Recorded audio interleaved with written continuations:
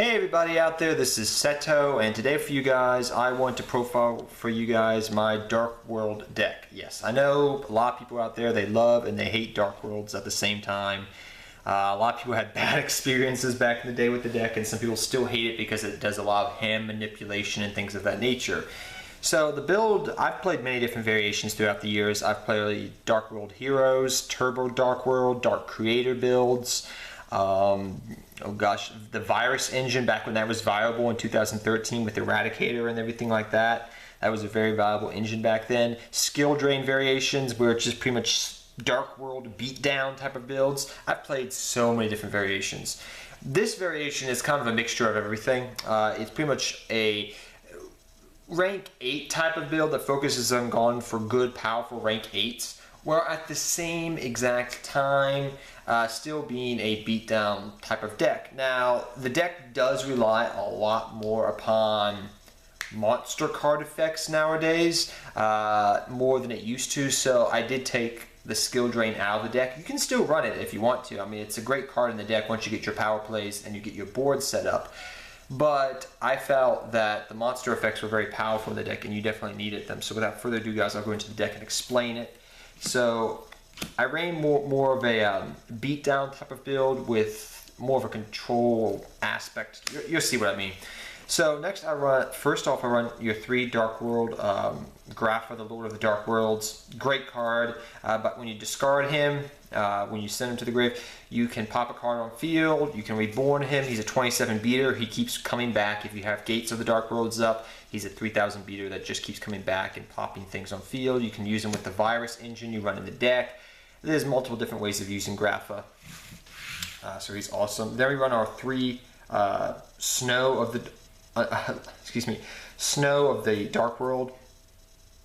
Very good card. This is pretty much your searcher for the deck. It searches out your gates, it searches out any other cards you really need. It searches out multiple different things per se. It's a really good card pretty much in the deck. It's your searcher, you pitch it, you search what you need. Then you have your 3 Brow. Brow is your draw engine of the deck. By discarding Brow, you can draw another card. So it works very well in combination with things like Dark World Dealings. You get a draw off Dark World Dealings, discard your Brow, get another draw card, speeds up the deck, turbos the deck a little bit. Great engine. Also Snow and Brow. The cool thing about Snow and Brow is you can keep bringing them back. So you normal summon them, you can bounce them back to your hand to special summon the Grapha, and then if you already have Gates up, you know, all those basic plays where you can discard a card, draw a card, you know, get more into your engine. So, yep. Then I won one beige. I may cut beige, but I do always like the one beige for just plays and things that a beige can do. It can help you go for a pseudo rank 4 engine of the deck. That's sometimes helpful. It can also go for pretty much helping being a recurring card that can help, you know, draw into your engine more, at the same time keep bringing back Grapha from the grave. So that's very viable. So I do like the one beige in the deck. Next I went back to the old Warlord engine, which is the 2 silver and the 1 gold. Originally I stopped playing these a long time ago, but after playtesting the deck and nowadays, the fact that they can become gigantic beaters is really helpful, and the fact that it gives you more board presence is really helpful, and plus the fact of the matter is it makes your Virus engine live, so that's really nice in today's game. So they help you make your viruses more live, and you can easily just discard them or banish them. And the reason I also ran these guys originally is because Allure of Darkness is at 3. That's the only reason I reapproached the deck, is because the fact of the matter is Allure of Darkness really turbos, you know, this deck up a lot more. So don't feel afraid, oh, you know, I got this dead in my hand. Just banish the bloody thing and draw 2 cards off, you know, Allure. That's what I found was most useful. Then I run 2 Trance Archfiend. This card is I always call it a pseudo Dark World monster. Card's really good in the deck. Pretty much what you can do is, when this card's normal summon, you can discard or send a Dark World monster to the graveyard. The Dark World monster will get its effect off, and he gets an attack boost. And then when he is sent to the graveyard, you can get a banished monster from your banished zone and add it back to your hand. Great card, because the fact of the matter is it works very well with Gates, because with Gates, you know, you can discard a card, okay, get the effect off the Dark World monster, okay. And when I banished a whole bunch of Dark Worlds with gates, you know, if the game's getting grindy or whatever the case may be, you can just get a free Dark World monster back to your hand and just go off with gates again. So I do like the True Trance Archfiend. It's pretty good, and he gets an attack boost with gates as well, so very good card. Then I run my mini tour guide engine. Yeah, I know. Tour guide still at 1, sad face for this deck. I miss the days when I can go multiple Leviaires and do things of that nature. That was fun. But we run our 1 tour guide from the Underworld. Great card. Definitely run the card as a 1-of in the deck. You have a total of 4 targets. You have your 1 Scarm and your 3 Brow, which is nice. So the reason I run the 1 Scarm, even though tour guide is at 1, is the fact of the matter is you can go tour guide, just like in BA, bring out the Scarm. Scarm's effect will be negated, so you can go for a rank 3 Exceed play. Detach the Scarm, get a search off that way. And what you can usually search out for is your Brow, the Huntsman. Do more combo plays that way by discarding Brow, maybe with gates, things of that nature. Now, people may say, well, what happens if you draw the 1 Scarm? Well, you can discard it through different discarding outlets you run in the deck, and then you can search out your tour guide, which is an automatic rank 3 right there for you that can help you go into other combo plays or make a big beater with, what's her name? So you can go for a rank 3 play and then overlay into Downward Magician. So the way I look at it, that's pretty dang good. So you can discard it, do a whole bunch of different plays. I've used it for multiple searching off Brows. If I need more Dark World monsters, maybe I discard it. 1 off gates, drew another card, didn't get a Dark World, okay, detach, send this to the graveyard, get another Brow, normal summon, bounce for Grapha. I like it because it thins out the deck and it has multiple versatilities as a 1-of in the deck. If Tour Guide ever came back to more than 1-of, then you may want another Scarm, but that's up to you to decide.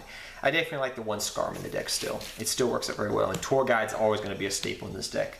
It's literally a Dark World monster that never had Dark World. It's a Dark World BA monster, I swear. she gets around ever since she lost Sangan.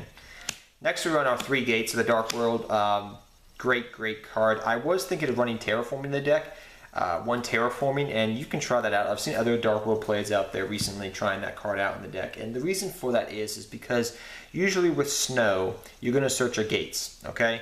But you can, what you can do is if you have the Terraforming in hand, you automatically can search the gates because gates is so integral to your turbering up of the deck. You know, drawing, discarding. It's a major discarding outlet for the deck. So saying that, it can help you search for it easier, while Snow can search for things like Dark World Dealings, a Grapha, whatever else you need. However, testing out with Lure of Darkness in the deck as a 3-of, I found that Terraforming was nice, but not necessary. If a Lure of Darkness does go down to 2-of or 1-of in the future, I may put Terraforming in the deck as a 1-of. You could also maybe take Gates of the Underworld out, which is a card that I'm kind of just testing out right now, which is Gate to the Dark World. You can maybe take that out and put in a Terraforming if you want to search this card out and turbo out your deck a little bit more. So because you can overlay multiple gates and get multiple effects off. So yeah, you could try it out. I'll say that, but definitely you have to run 3 Gates staple in the deck. You run your 3 Dark World Dealings in the deck. Hands down, one of the best cards in the deck, I feel like, because you get the effects off of your Dark World monsters and you get to draw deeper into your deck. Along with Snow and Brow, makes the deck a lot faster. So 3 Dark World Dealings staple in the deck, I feel like. Then we run our 3 Drag Down to the Grave. Really can help pick apart your opponent's hands. Now, I used to run Mind Crush in the deck because you could easily, discard a card, off Mind Crush. After activating Dark World Dealings, you could go activate Mind Crush. Oh, you have that card in your hand. I'll pick apart your opponent's hand. However, I found that Allure of Darkness was a lot better, so I didn't add the Mind Crush in the deck. I wanted to make room for my draw engine. And I found that with the draw power of the deck in combination with the discarding outlets like Trance Archfiend, Gates of the Dark World, Drag Down to the Grave, Dark World Dealings, I had a nice ratio and balance of discarding outlets to draw power, per se. So 3 Drag Down to the Grave. Still, the great thing is you can set up your hand very easily, look at your opponent's hand, and maybe take a key card out of their hand, you know, and just pick apart their hand very easily. It's very good if you're going first, definitely. And if you are going first, it may be a good idea to take some cards out and maybe then side in the Mind Crushes, which is something I have done online when I've been playing this deck online, and I have played a little bit at locals for fun, but mainly online just for testing for you guys. But the thing is, if you're going first and you know you're going first in a match, side in your Mind Crushes, which I would definitely say keep in your side deck. That way you can pick apart your opponent's hand. But if you're going second, maybe leave the Mind Crushes out. Just saying. So I would say the more side deck material, the main deck material nowadays. But 3 drag down, you pick a card out of your opponent's hand, they draw a card, you draw a card, you get the benefits off discarding your Dark World monsters. Great card. Then we run the card that really has made this deck come back to life. 3 Allure of Darkness. Oh, such a good card in this deck. Oh, mama. Card's amazing. Just don't banish your Graphas. But sometimes you will if you get double Grapha. But just great, great, great card. I know people back in the day used to run trade-ins and everything like that, and I did too, but Allure of Darkness is all you need now. Oh my gosh, this card's just made this deck come back to life. 3 Allure of Darkness, guys. Staple in this deck, hands down. Amazing, amazing card. Then we run our 2 MST. Now, I will say I did try Cosmic Cyclone. I did try that. I did try, what other cards did I try out? I did try Cosmic Cyclone, Twin Twister. Twin Twister was okay, especially if you got multiple Grapha in your hand. It was great. Like Foolish Barrow used to be, but you don't need Foolish anymore because it's just too slow to just send the Graph to the grave and bounce back, and that's all you're going to do that turn. You need to set up back row and draw your cards. So I like the MST in the deck just because it's just a good card. I mean, I know people are going to say, well, run Twin Twister in the deck. You get benefits off it. No, you can't. It's not like Burning Abyss, guys. So the 2 MST is all you really need at the end of the day. I just prefer MST. Then you run the 1 Gates, the 1 Upstart Goblin. Sad face, this went down to 1. Happy face, that Allure of Darkness went back to 3. I just can imagine this deck. 3 Upstart Goblin, 3 Allure of Darkness, 3 Dark Road Dealings, 3 Drag Down to the Grave, 3... oh my gosh, the draw power, man. Oh, ugly. 1 Soul Charge and 1 Regeki.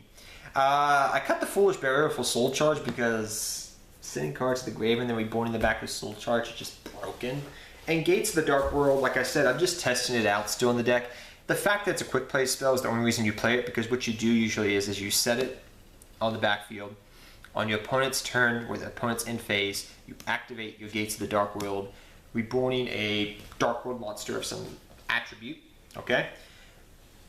And then you can bounce it back for Grapha, maybe do some more combo plays. It's up to you, but you always want to use this on your opponent's in phase. I like the card. Some people don't like it. It's a Mas o Menos card. I know people, however you're running your Dark World deck, people always run it differently. But for me, just from playtesting a lot, this is the build I like. You definitely want to run that 1 Upstart Goblin still. Soul Charge, Regeki. Yeah, that's pretty good.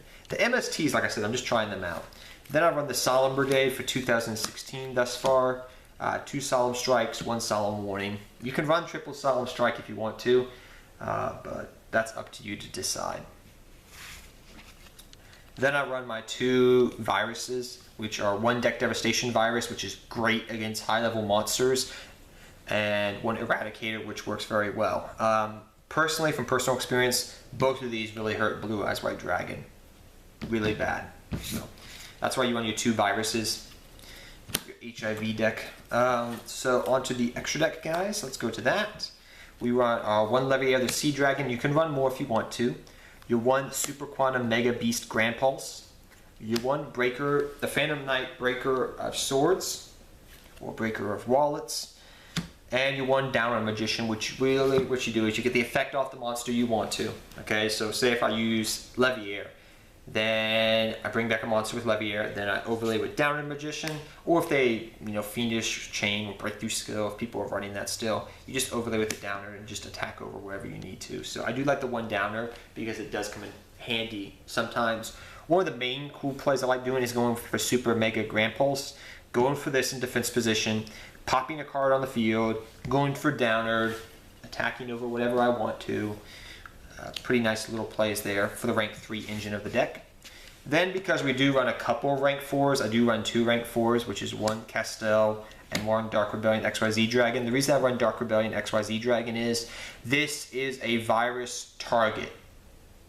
So you can attack with it, and it's still a virus target. So 1 Dark Rebellion XYZ Dragon. Then we run 1 number 61 Velcrosaurus. This is because you run a couple of rank 5s in the deck with silver and gold. If the chance does happen where you do need to make a rank 5 in the game, Velcrosaurus is kind of nice to go into. You don't have to run it, but it's just there in case you need it. Then for your rank 8s, you run 1 number 38 Hope Harbinger. You can run multiple of these. 1 Divine Dragon Knight Felgrant. 1 number 32 Lancelot, the Dark Knight of the Underworld. It ends games, really does. 1 Alcier, Sylvan High Harbinger Protector. This card's really good now, especially in this deck. 1 Heliopolis, the Sun Dragon Overlord. And then I run a kind of like a mini engine, which I'll talk about here in a second. It's something I've been testing out, necessarily, just testing it. And that is kind of a mini, because I had some space in the deck, I run a mini cyber, I guess you could say, photon Galaxy Eyes engine in the deck. Now, I always used to run Tachyon back in the day. You know, ever since Tachyon came out, Lord of Tachyon Galaxy, always ran this card. However, with new, Galaxy Eyes stuff coming out, I do run the 1 Galaxy Eyes Cypher Dragon and the 1 Galaxy Eyes Full Armor Dragon. Cypher Dragon is okay over here, but Tachyon, the reason I still run him is because literally what you can do is you can go Tachyon over right into 2 rank 4s, go for Galaxy Eyes Full Armor Dragon, and this comes from playing Blue Eyes a lot lately, guys. Detach a card, pop a card on the field, and now I have a 4,000 beater on the field. So instead of, you're getting benefits off, going into this. So it's just something I'm trying out. I mean, you can take Tachyon out. You can probably run the other one, the other number one, which I think is 62. The other Photon Galaxy one if you want to, but I like Tachyon because sometimes he's a little bit more useful than a 4,000 beater, and just doing this and popping a card is kind of nice. So I'm just running this little engine here and testing it out. In theory and in practice, it's been doing pretty good. So it's just a little theorio if you want to try it out. But that is the deck, guys. I hope all of you enjoyed it. It is a very, very, very fun deck to play. I have thoroughly enjoyed playing this deck again. Thank you for allowing me to put Allure of Darkness back to 3 and making this deck a little bit more viable in 2016. It's still alive. It's not dead. Like I said with the Mind Crushes and other thing, I mean, you can run Foolish Burial on the deck. I mean, the main reason you used to run Foolish Burial is just to send the Grapha and go straight off with Grapha beat down. You can run the Skill Drain, but I find myself a lot more reliant upon monster effects, quote unquote, nowadays. So that's up to you if you still want to run Skill Drain. You can still do it if you want to. So say once you get the Grapha up and then you activate the Skill Drain, it's still a good play. And you can still run Mind Crushes, but it's all up to the way you want to run your Dark World deck. This is just a template in what I've been testing and has been working for me and fits my playing style. So I know everybody out there plays their Dark World deck a little bit differently, but I hope you guys all enjoy this. Go Dark Worlds. It's one of my favorite old school decks. I have a love-hate relationship with it, but at the end of the day, I came to the dark side and do love it. But till next time, guys, take care, have fun dueling, good luck dueling, and I'll see you guys next time, and go Dark Worlds.